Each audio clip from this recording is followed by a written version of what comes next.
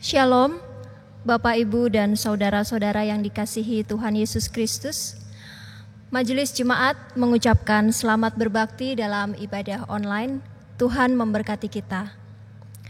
Kebaktian pada hari ini dilayani oleh Pendeta Nugraheni Iswara Adi. Kiranya pelayanannya menjadi berkat bagi kita semua. Demikian warta lisan yang dapat kami sampaikan.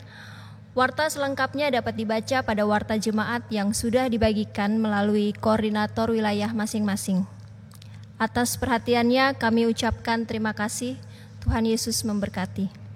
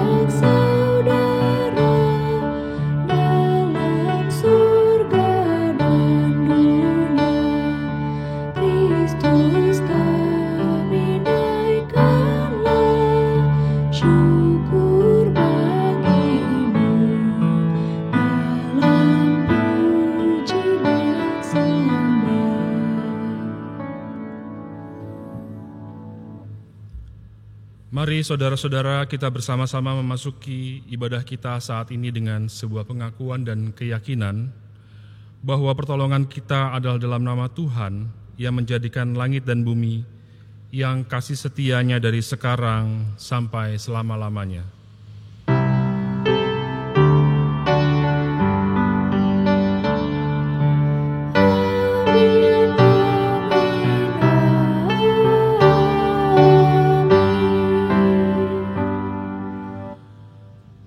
Kasih karunia dan damai sejahtera dari Allah Bapa kita dan dari Tuhan Yesus Kristus menyertai saudara sekalian. Silakan duduk. Saudara-saudara yang dikasihi oleh Kristus, kesuksesan atau keberhasilan rasanya menjadi dambaan setiap orang dalam kehidupannya. Banyak orang berlomba-lomba untuk meraih keberhasilan dalam hidupnya. Tema ibadah hari ini mau mengajak kita semua untuk melihat keberhasilan menurut ajaran Tuhan Yesus. Bukan melulu keberhasilan yang diukur dengan hal-hal yang duniawi, namun melampaui semuanya itu. Bagaimana sebagai para pengikut Kristus kita juga bisa meraih keberhasilan menurut cara pandang Kristus dengan nilai-nilai surgawinya.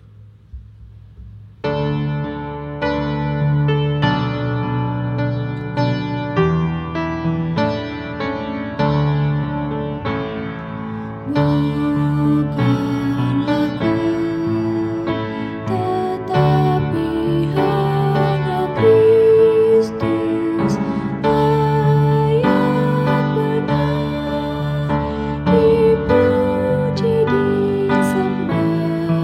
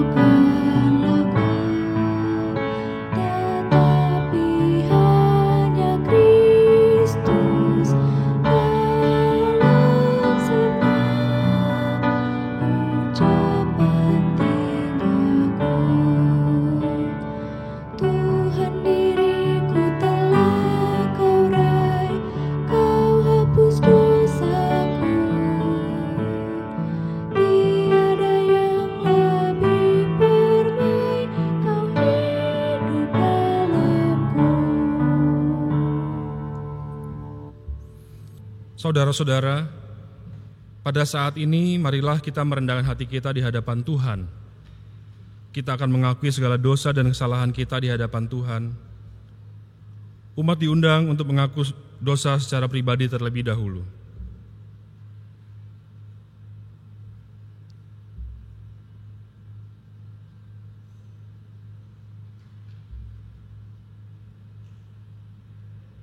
Tuhan, kami kerap kali lalai untuk menata hidup. Kami sekedar menjalani rutinitas kehidupan tanpa memperbaiki kelakuan. Kami seringkali hanya fokus untuk meraih kesuksesan dalam hidup, namun mengabaikan kehendak-Mu. Kami kadang memilih untuk membiarkan diri hidup dalam luka, tanpa berupaya memulihkan diri. Kami terkadang menyimpan kesalahan dan tidak mau mengampuni. Tuhan yang selalu memberi kami kesempatan, ampunilah kami, dan mampukanlah kami menghargai pengampunan yang Kau berikan. Di dalam nama Kristus kami memohon. Amin.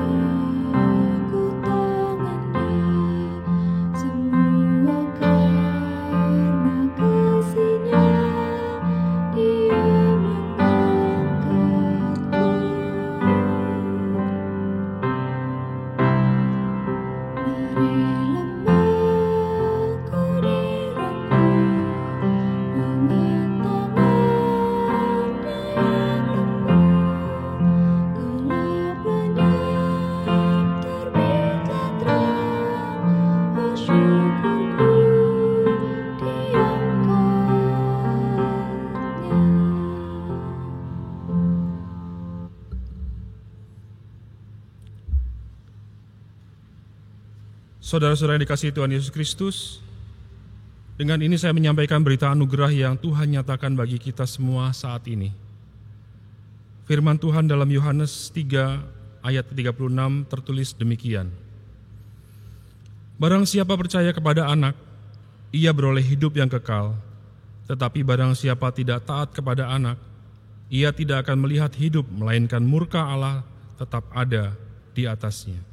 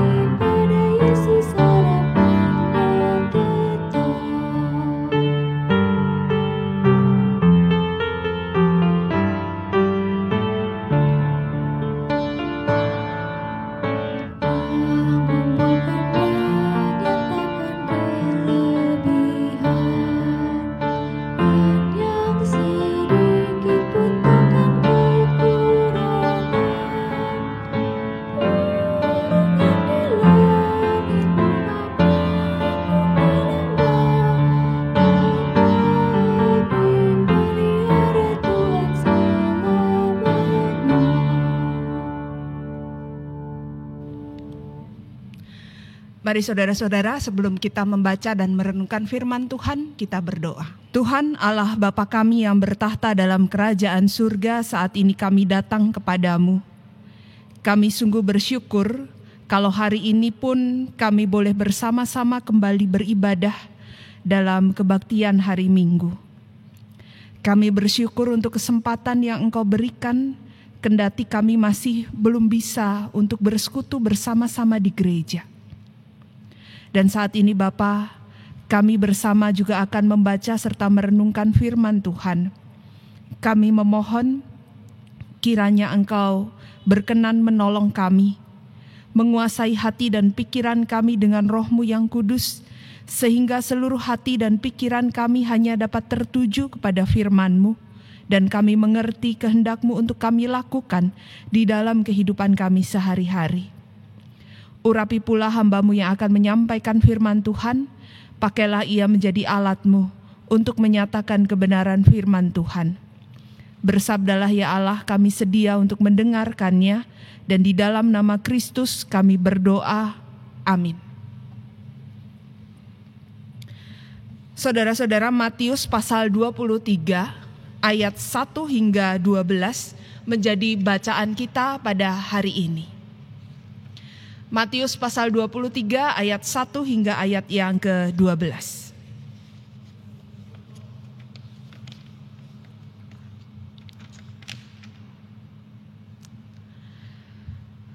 Maka berkatalah Yesus kepada orang banyak dan kepada murid-muridnya, katanya, ahli-ahli Taurat dan orang-orang Farisi telah menduduki kursi Musa. Sebab itu, turutilah dan lakukanlah segala sesuatu yang mereka ajarkan kepadamu, tetapi janganlah kamu turuti perbuatan-perbuatan mereka, karena mereka mengajarkannya tetapi tidak melakukannya.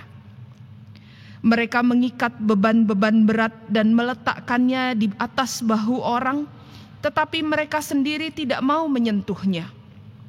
Semua pekerjaan yang mereka lakukan hanya dimaksud supaya dilihat orang. Mereka memakai tali sembayang yang lebar dan jubah yang panjang. Mereka suka duduk di tempat terhormat dalam perjamuan dan di tempat terdepan di rumah ibadat. Mereka suka menerima penghormatan di pasar dan suka dipanggil rabi. Tetapi kamu, janganlah kamu disebut rabi, karena hanya ada satu rabimu dan kamu semua adalah saudara. Dan janganlah kamu menyebut siapapun Bapa di bumi ini, karena hanya satu Bapamu, yaitu Dia yang di surga. Janganlah pula kamu disebut pemimpin, karena hanya satu pemimpinmu, yaitu Mesias. Barang siapa terbesar di antara kamu, hendaklah ia menjadi pelayanmu. Dan barang siapa meninggikan diri, ia akan direndahkan. Dan barang siapa merendahkan diri, ia akan ditinggikan. Demikianlah pembacaan firman Tuhan. Berbahagialah mereka yang mendengarkan firman Allah dan memeliharanya. Haleluya.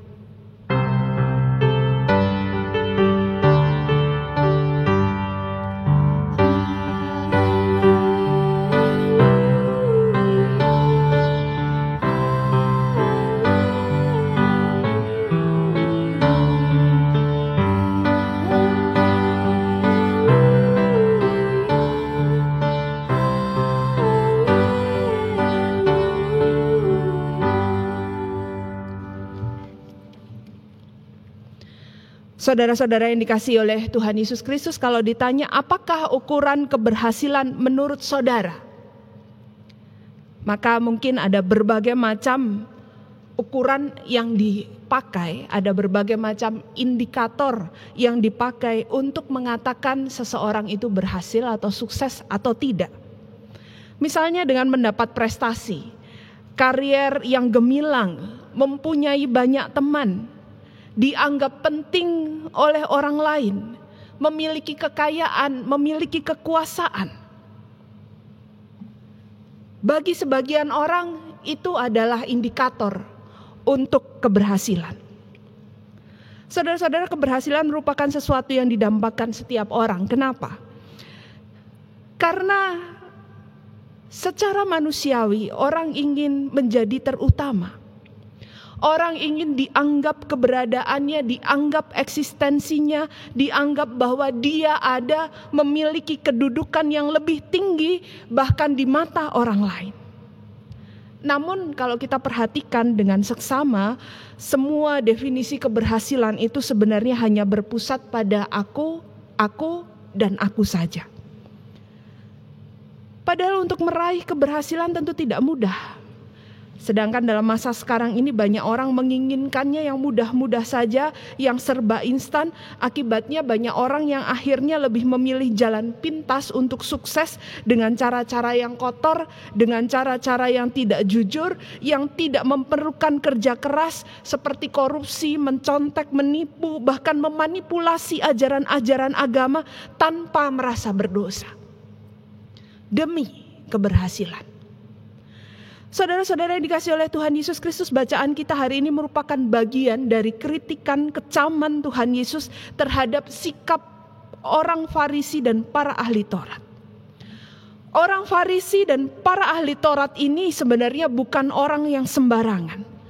Di masyarakat yang teokratis, mereka ini adalah kelompok elit, seolah jadi wakil Tuhan di dunia ini. Mereka ini adalah orang-orang pilihan yang sudah melewati berbagai macam ujian untuk mendapatkan status ini. Dan kecerdasan mereka, kemampuan mereka di atas rata-rata kebanyakan orang. Pemahaman mereka tentang hukum Tuhan yang berlaku melebihi kebanyakan orang. Mereka memiliki pengetahuan yang sangat mendetil, bahkan sanggup menghafal seluruh hukum Taurat lengkap dengan turunannya.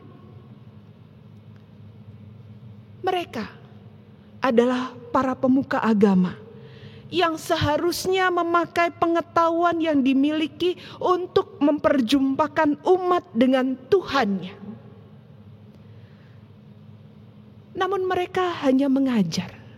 Mereka hanya bangga status mereka, tetapi tidak menjalankan apa yang mereka ajarkan. Lain yang dimengerti sebagai ajaran iman, lain pula perbuatan mereka. Dan pada akhirnya mereka ini menjadi sekelompok orang munafik. Dan rupanya saudara-saudara, orang Farisi dan para ahli Taurat ini melihat mereka ini berhasil. Kalau yang pertama, mereka dipandang, dipuja banyak orang sebagai orang yang saleh karena mereka dianggap sudah melakukan hukum Tuhan dengan sempurna. Dan ini ditunjukkan misalnya dengan cara berdoa mereka yang sengaja pamer di tengah pasar, di tempat-tempat keramaian. Mereka ketika berpuasa dengan sengaja menunjukkan muka muram di hadapan orang banyak dan sebagainya. Hal yang kedua, mereka merasa berhasil ketika mereka menjadi pemimpin yang ditakuti, yang bisa menjatuhkan penghakiman dan bahkan hukuman kepada umat yang melakukan pelanggaran hukum Tuhan. Mereka ingin orang lain memperhitungkan kehadiran mereka. Mereka ingin supaya mereka disanjung dan menjadi kiblat bagi umat Tuhan.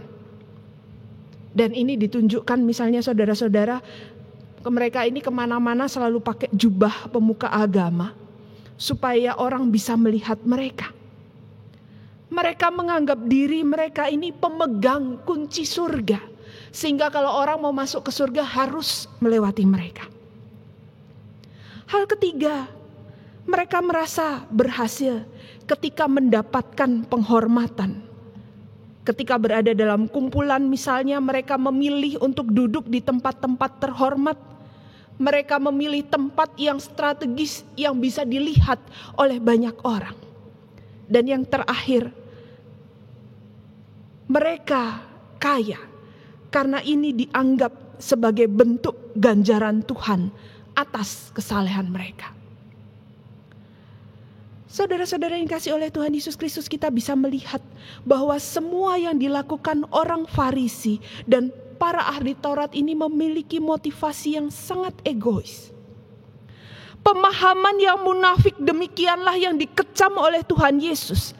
Keberhasilan sebagai utusan Tuhan itu tidak ditentukan dengan hal-hal yang demikian, apalagi dibumbui dengan motivasi untuk diri sendiri. Keberhasilan itu justru diukur ketika mereka bisa menyelaraskan ajaran dan tindakan mereka.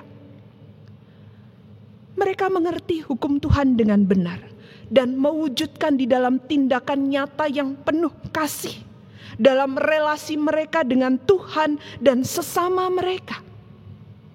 Keberhasilan sebagai umat Tuhan justru ketika umat bisa melakukan semua hukum Tuhan dengan satu motivasi, yaitu mengasihi Allah dengan tulus dan bukan yang lain. Serta bagaimana mewujudkan itu secara nyata dalam tindakan, dalam relasi dengan Tuhan, dengan sesamanya, dan bukan hanya sekedar menambah beban bagi orang lain. Saudara-saudara, apa yang dilakukan oleh orang Farisi dan para ahli Taurat itu sudah melampaui batas, dan perbuatan mereka berdampak negatif pada kehidupan umat Allah yang kemudian cenderung munafik. Dan itulah mengapa Tuhan Yesus kemudian melancarkan kecaman yang sangat keras bagi orang Farisi dan para ahli Taurat karena kegagalan mereka menjalankan fungsinya dengan benar. Saudara-saudara yang dikasihi oleh Tuhan Yesus Kristus, suatu ketika ada seorang wanita kembali ke rumah mereka dan dari sebuah perjalanan. Dia melihat ada 3 pria berjanggut duduk di halaman depan. Wanita itu tidak mengenal mereka sama sekali. Kemudian wanita itu berkata dengan tersenyum, dia mengatakan, "Aku tidak mengenal Anda, tapi aku yakin Anda semua pasti orang baik-baik dan sedang lapar. Mari masuk. Aku akan membuatkan sesuatu untuk mengganjal perut Anda." Saudara-saudara, pria berjanggut itu lalu berbalik bertanya, "Apakah suamimu sudah pulang?" Wanita itu kemudian menjawab, "Belum, dia sedang keluar." "Oh, kalau begitu kami tidak ingin masuk. Kami akan menunggu sampai suamimu kembali," kata pria itu. Dan saudara-saudara, di waktu senja saat keluarga itu kemudian akhirnya sudah berkumpul, sang suami sudah pulang, sang istri menceritakan semua kejadian siang tadi, dan sang suami awalnya bingung dengan kejadian itu. Sampai ia berkata kepada istrinya, "Sampaikan kepada mereka, mereka semua boleh masuk untuk menikmati makan malam bersama-sama dengan kita." Dan saudara-saudara, wanita itu kemudian keluar, mengundang 3 orang itu untuk masuk. Tetapi apa jawab orang tua itu? Orang itu menjawab, "Maaf, kami semua tidak bisa masuk bersama-sama." Wanita itu tanya, "Kenapa kok tidak bisa masuk bersama-sama?" Salah seorang dari 3 pria itu kemudian mengatakan nama dia adalah kekayaan. Katanya sambil menunjuk pria berjanggut di sebelahnya. "Sedangkan ini adalah kesuksesan." Sambil dia memegang bahu pria yang lainnya. "Sedangkan aku sendiri bernama kasih sayang. Sekarang coba tanya suamimu, siapa di antara kami yang boleh masuk ke rumahmu?" Saudara-saudara, wanita itu kemudian bergegas pergi ke dalam. Dan dia memberitahukan kepada sang suami pesan dari pria di luar itu. Suaminya merasa heran. Dia kemudian, "Baiklah, kalau begitu coba kita undang kekayaan untuk masuk. Aku ingin rumah ini penuh dengan kekayaan." Tapi saudara-saudara, sang istri tidak setuju. Dia mengatakan, "Kenapa kita tidak mengundang kesuksesan saja? Sebab sepertinya kita perlu dia untuk membantu keberhasilan panen ladang pertanian kita." Saudara-saudara, ternyata anak mereka juga mendengarkan percakapan itu. Dia pun ikut mengusulkan siapa yang akan masuk ke dalam rumah. Anak itu mengatakan, "Bukankah lebih baik kita mengajak kasih sayang masuk ke dalam rumah? Karena rumah kita akan jadi nyaman dan penuh dengan kehangatan kasih sayang." Saudara-saudara, suami istri itu saling berpandangan. Kemudian mereka mengatakan, "Baiklah, kita setuju dengan pilihan anak kita. Ajaklah kasih sayang masuk ke dalam." Dan malam itu kasih sayang menjadi teman santap malam mereka. Saudara-saudara, wanita itu kemudian keluar dan mengatakan, siapa yang bernama kasih sayang, ayo silahkan masuk menjadi tamu kami malam ini. Saudara-saudara, suami istri keluarga ini berhasil mengambil pilihan yang tepat dengan mengundang kasih sayang masuk ke dalam rumah mereka. Banyak orang hanya mengejar keberhasilan dalam hidupnya. Tidak hanya dalam pekerjaan saja, tetapi dalam semua aspek kehidupannya, termasuk dalam hal beriman kepada Tuhan.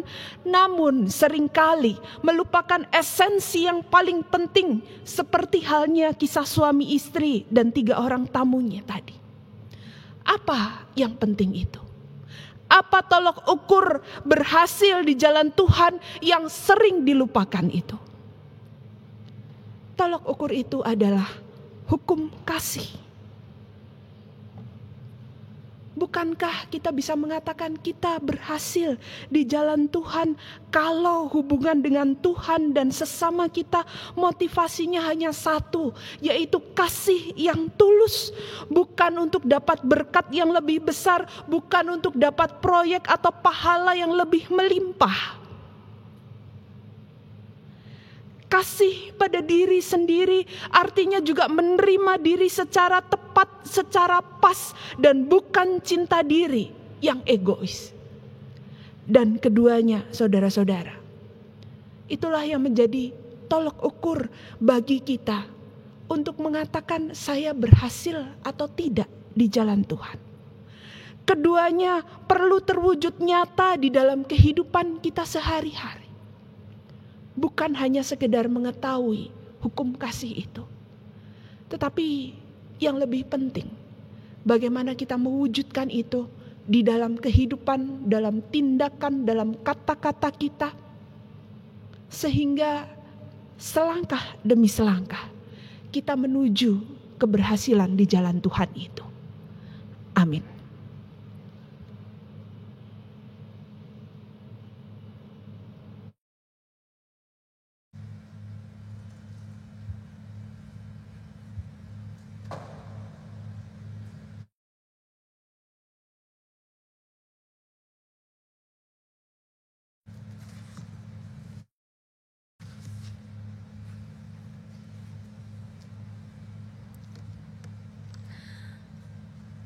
Marilah kita bersama-sama dengan umat Allah di masa lalu, masa kini, dan masa depan, mengingat pengakuan pada baptisan kita, menurut pengakuan iman rasuli demikian.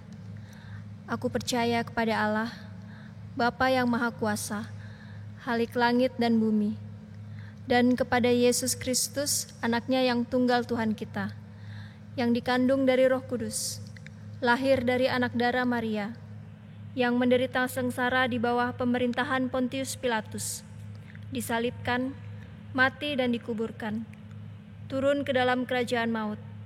Pada hari yang ketiga, bangkit pula dari antara orang mati, naik ke sorga, duduk di sebelah kanan Allah, Bapa yang Maha Kuasa, dan dari sana Ia akan datang untuk menghakimi orang yang hidup dan yang mati. Aku percaya kepada Roh Kudus, Gereja yang kudus dan am, persekutuan orang kudus, pengampunan dosa, kebangkitan orang mati, dan hidup yang kekal. Amin.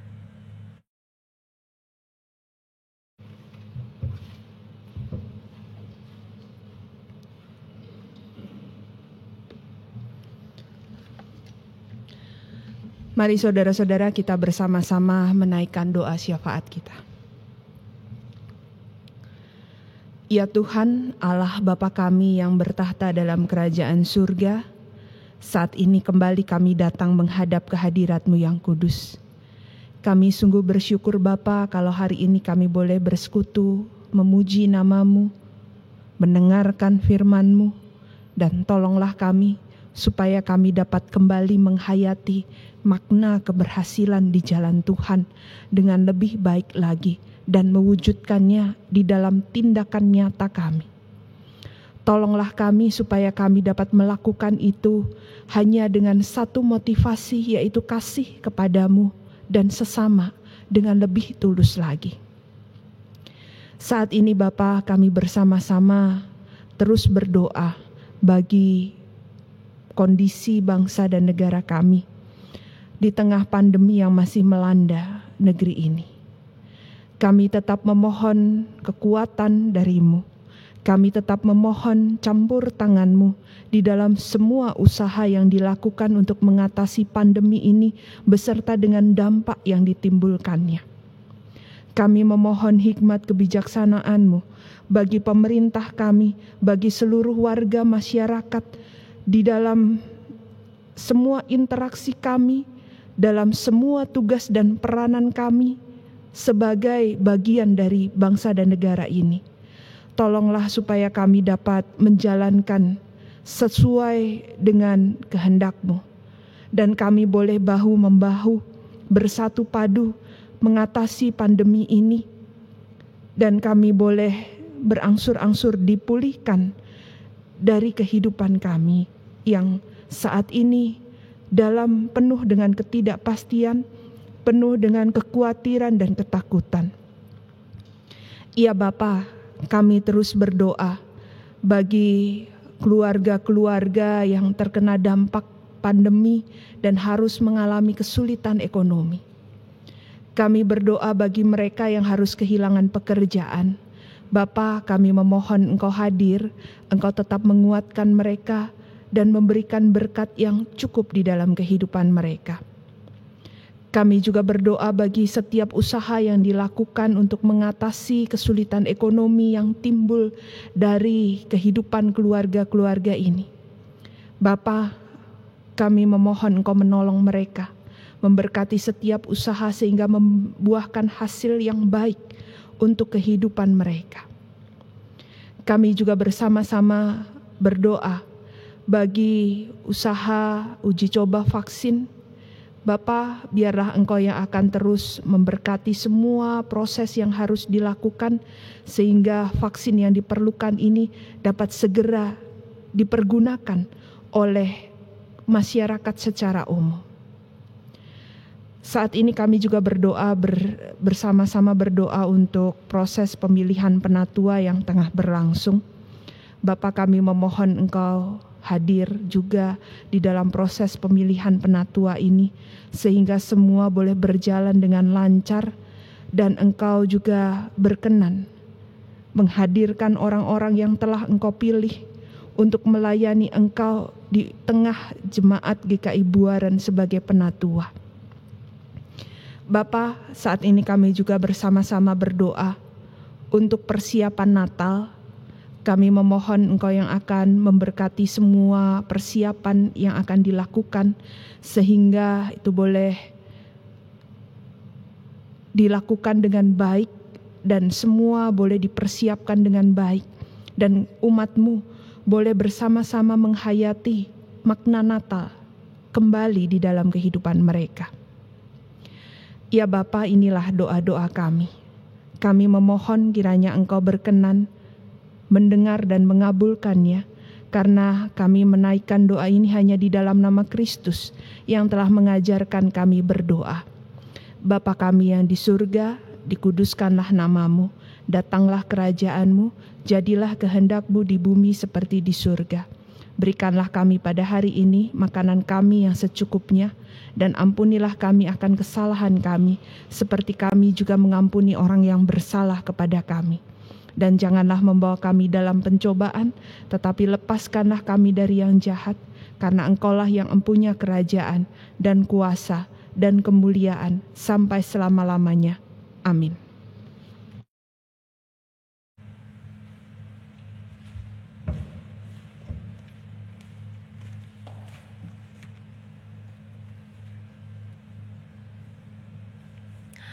Umat yang dikasihi Tuhan Yesus Kristus, kepada kita diberikan kesempatan untuk mengucapkan syukur kepada Tuhan melalui persembahan syukur. Marilah kita memberikan yang terbaik bagi Tuhan dengan beralaskan pada firman Tuhan dalam Ibrani 13 ayat yang ke-15 sampai yang ke-16. Demikian. Sebab itu, marilah kita oleh Dia senantiasa mempersembahkan korban syukur kepada Allah, yaitu ucapan bibir yang memuliakan nama-Nya. Dan janganlah kamu lupa berbuat baik dan memberi bantuan, sebab korban-korban yang demikianlah yang berkenan kepada Allah. Saudara dapat mengirimkan atau mentransfer persembahan saudara ke nomor rekening yang tertera pada layar, atau persembahan saudara juga dapat dikumpulkan di amplop untuk kemudian dibawa ke gereja pada saat kita bisa kembali beribadah di gedung gereja.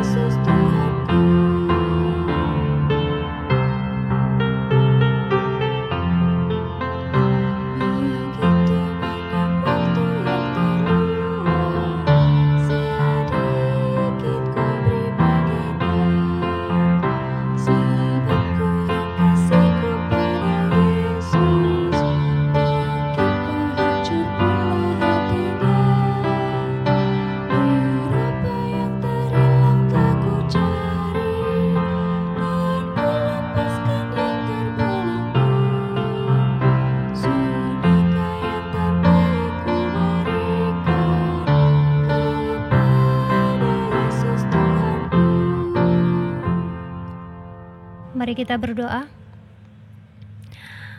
Tuhan yang empunya kehidupan kami mengucap syukur Tuhan kalau hingga hari ini pemeliharaan Tuhan nyata dalam kehidupan kami. Kami mengucap syukur Tuhan melalui persembahan kami pada hari ini. Tuhan kiranya berkenan menerimanya, dan kiranya Tuhan memberikan hikmat dan senantiasa kebijaksanaan bagi kami dalam mengelola setiap berkat Tuhan dalam kehidupan kami meskipun di tengah krisis saat ini. Berkati juga kiranya majelis jemaat dalam mengelola persembahan ini ya Tuhan, supaya boleh dipakai untuk kemuliaan nama Tuhan. Terima kasih Tuhan, di dalam nama Tuhan Yesus Kristus. Amin.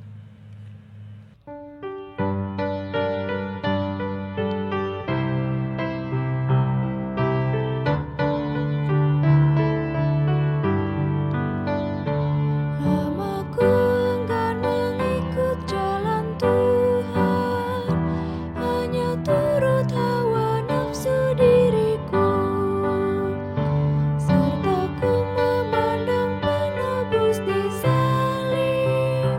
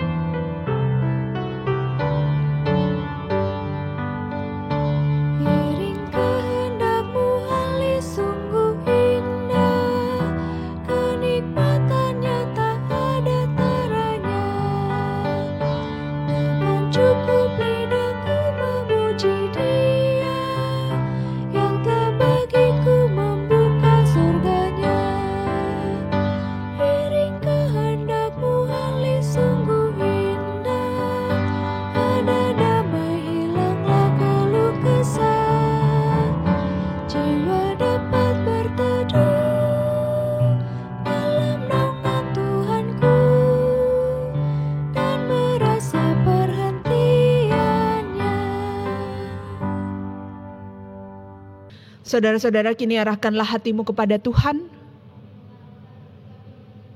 Jadilah saksi Kristus. Terpujilah Tuhan.